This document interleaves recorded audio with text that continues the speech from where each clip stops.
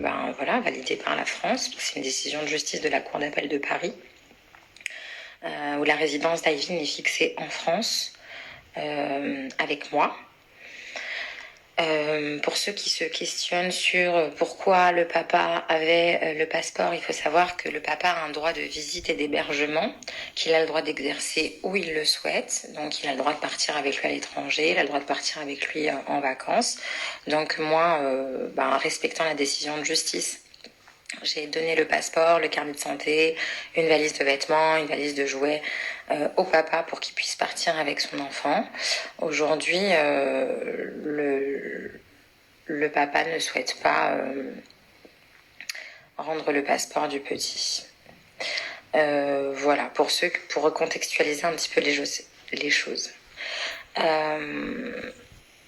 Je regarde vos questions en même temps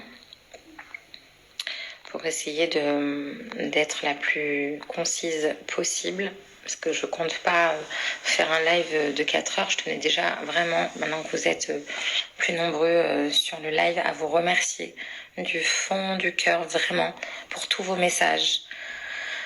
Je reçois des milliers de messages par jour. Vraiment, je ne savais pas que j'avais une communauté aussi bienveillante. Enfin, je savais que j'avais une communauté bienveillante, mais pas à ce point-là, parce qu'il y a des nouvelles personnes qui se sont abonnées, qui m'envoient des messages. Et je tiens vraiment à vous remercier du fond du cœur pour tous vos messages. Je suis désolée, je parle à 2 à l'heure, je suis usée, épuisée, fatiguée, je dors très peu. Je suis vraiment, vraiment, vraiment à bout. J'ai du mal à trouver une issue à cette histoire. Et voilà, vraiment, je voulais faire ce live à la base, non pas pour me justifier de quoi que ce soit, parce que je n'ai pas à me justifier. La justice fera son travail, si justice il y a. Mais je voulais vous remercier pour tous vos messages, voilà, que je lis au quotidien. Voilà, je vais regarder un peu vos questions, essayer de vous répondre le plus possible.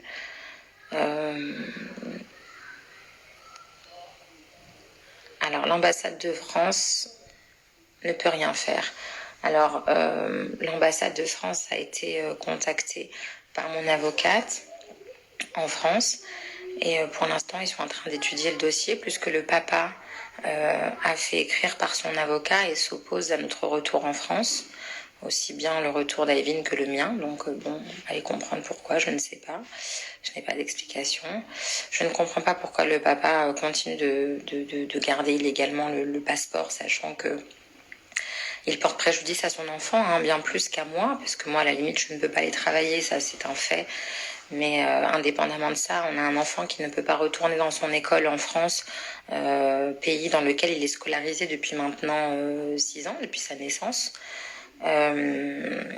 Il fait des démarches dans mon dos, des signatures sans mon accord.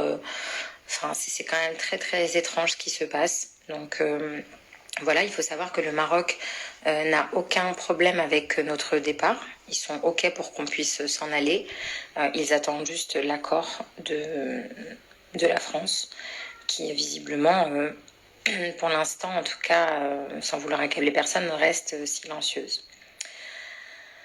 Voilà, donc voilà, on me dit fais une demande de passeport au consulat de France. J'ai déjà fait une demande pour le passeport au consulat de France. Ils attendent un accord du Quai d'Orsay. Donc voilà. Alors, mais du coup, c'est quoi la solution que tu attends que son papa décide de te rendre le passeport? Alors, j'aimerais beaucoup que son papa prenne conscience de ce qui se passe et de la souffrance qu'il est en train de créer au sein de notre famille et surtout auprès de son fils, qui réclame tous les jours de rentrer chez lui en France et de revoir ses camarades d'école et de retourner à l'école.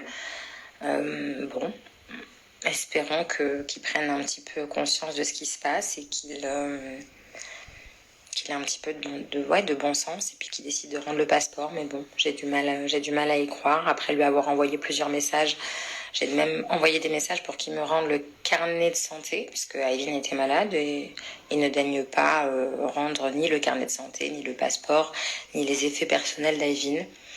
ce que je trouve très dommage, parce qu'il porte vraiment beaucoup plus préjudice à son enfant qu'à moi-même, même si moi ça m'impacte forcément en tant que maman. Quel imbécile, il va se mettre son propre fils à dos, il s'en rend pas compte. Sans commentaire, on est bien d'accord. Je lis vos questions en même temps. Il m'est arrivé la même chose avec mon fils en Tunisie, on m'a refait le passeport en 10 jours. Eh ben, écoute, ça me point ouche. Je suis vraiment extrêmement heureuse pour toi. Malheureusement, pour moi, ce n'est pas le cas. Ça fait maintenant 1 mois et 5 jours qu'on est bloqué ici et qu'on ne trouve pas de solution. Donc, je sais pas. Je sais pas ce qui se passe. Toute cette histoire, elle est très, très étrange et très mystérieuse. Donc, je sais pas. Je sais pas ce qui se passe. C'est très étrange. Assi Nourda qui me dit le Quai d'Orsay en connivence avec Vincent Miclet. Alors moi je ne n'accuse ni le Quai d'Orsay ni qui que ce soit. En tout cas, j'ai une décision de justice de la Cour d'appel de Paris qui m'a attribué la garde d'Ayvin, une résidence en France et un droit de visite et d'hébergement pour le papa. Donc je ne comprends pas pourquoi on nous laisse encore bloquer ici. Alors à tous ceux qui m'envoient des messages en me disant va voir le consulat, va voir l'ambassade, j'ai déjà tout fait. J'ai déjà tout fait, tout essayé.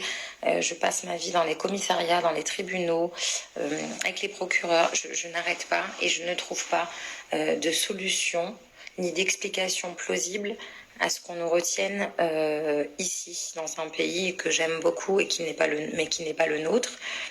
D'ailleurs, je tiens quand même à faire une parenthèse et à remercier le Maroc qui a tout de suite appliqué la décision de justice en me laissant la garde d'Ayvin. Dieu merci, c'est déjà une très bonne chose. Je suis, même si dans mon malheur et dans ma tristesse de ne pas pouvoir retourner en France, j'ai au moins la chance d'avoir mon enfant à mes côtés. Je pense que Vincent a joué de son statut, oui, certainement, je sais pas. Donc voilà, mais le Maroc ne s'oppose pas du tout à notre retour. Et d'ailleurs, merci au Maroc de m'avoir laissé mon enfant à mes côtés, parce que ça c'est déjà quand même juste formidable. Voilà, je ne sais pas si j'ai répondu à toutes vos questions, parce qu'elles sont très très nombreuses et vous êtes très nombreux sur le live, et je ne compte pas non plus faire un live de 4h12. Le but c'était surtout de vous remercier pour votre élan de solidarité, pour vos partages, pour vos messages, pour votre bienveillance. C'était très important pour moi. Même si vraiment, honnêtement, j'avais pas du tout la force et l'envie de montrer ma tête et de m'exprimer, de faire un live et tout ça, mais je l'ai fait parce que vraiment, je me devais de le faire par rapport à tous les messages que vous m'envoyez. Donc vraiment, encore une fois, merci du fond du cœur. Il a 5 gosses, il se focalise sur Ayvin, l'exposer publiquement, plus le séquer. Oui, bon, j'ai jamais compris pourquoi il avait décidé d'exposer notre enfant sur les réseaux sociaux, sachant que, comme vous le savez, pour ceux qui me suivent, je n'ai jamais exposé mon enfant. Bref, passons. Je me devais de faire ce live pour vous remercier du fond du cœur. Je suis épuisée, exténuée, j'en ai marre. Ayvin aussi en a marre. Et voilà, juste vous dire merci. J'espère avoir été un peu plus claire et précise. Merci pour tous vos messages en me disant va voir le consulat, va voir l'ambassade, va voir ceci, voir cela. J'ai déjà tout fait. Et personne ne me donne une explication claire et précise de pourquoi on ne me laisse pas repartir en France avec mon enfant. Voilà.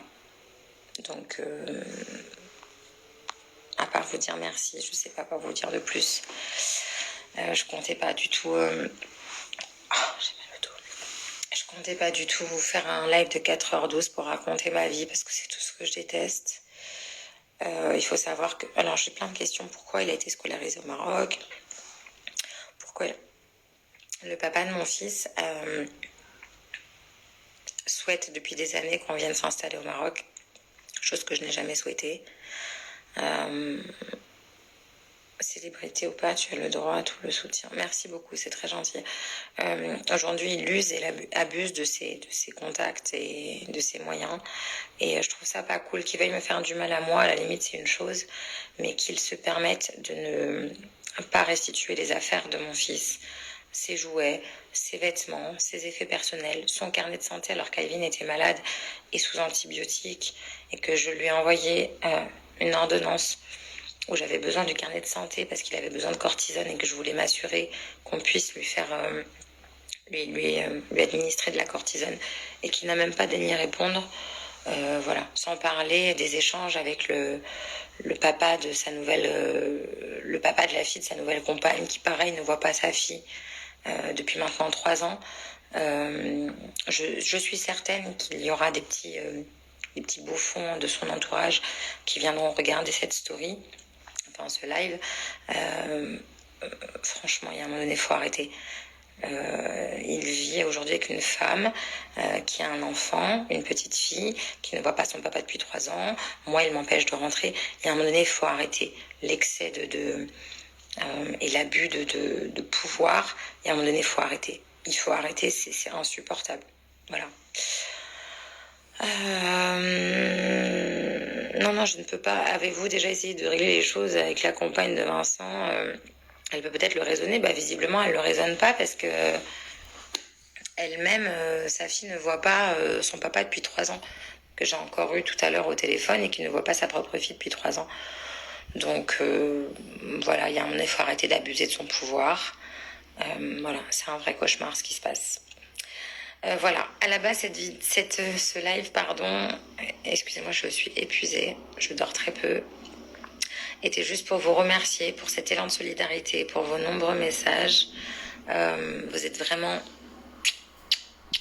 juste incroyables. Et sachez que même si ce combat est très dur, vous me donnez beaucoup de force au quotidien. Voilà, je voulais pas raconter ma vie pendant 4 heures, mais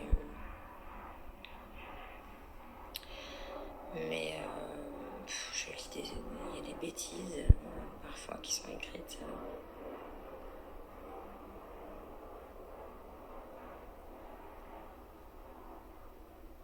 Quel intérêt de garder le passeport? Bah, nous bloquer ici.